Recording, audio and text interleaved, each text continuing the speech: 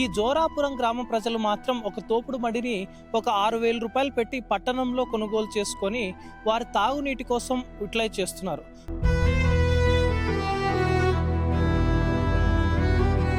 నిజంగానే ఇవే నీటినే మీరు తాగడానికి ఉపయోగిస్తున్నారా? ఎందుకంటే ఈ నీరును మనం ఒకసారి చూస్తే డ్రైనేజ్ కాలువల్లో నీళ్ళు ఎలాగుంటాయో అదే విధంగా కనిపిస్తున్నాయి. మనం లైవ్గా చూసినట్టయితే పాకర, లార్వా మరియు అన్నీ కూడా కప్పలు కూడా చిన్న చిన్న కప్పలు మనకు సౌండ్ చేస్తూ ఇక్కడ కనిపిస్తున్నాయి. నిజంగానే వీళ్ళు ఇదే నీళ్ళే తాగుతామంటున్నారు. ఒకసారి తాగుతున్నారా లేదనేది కూడా చూద్దాం మనం. అవును సార్, దాదాపు అంటే మా తాతల కాలం నుంచి మా నాన్నల కాలం నుంచి ఇప్పటిదాకా మా పిల్లల వరకు ఇవే నీళ్ళే మేము తాగుతున్నాము, తాగడానికి యూజ్ చేస్తున్నాము, వాడుకోవడానికి యూజ్ చేస్తున్నాము.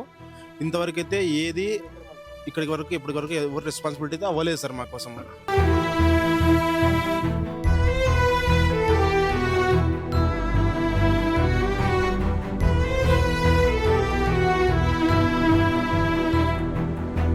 ఇక్కడ మేము వర్షాకాలం నుంచి వచ్చే నీళ్ళు తాగుతున్నాం, బురదలో ఉండే నీళ్ళు తాగుతున్నాము.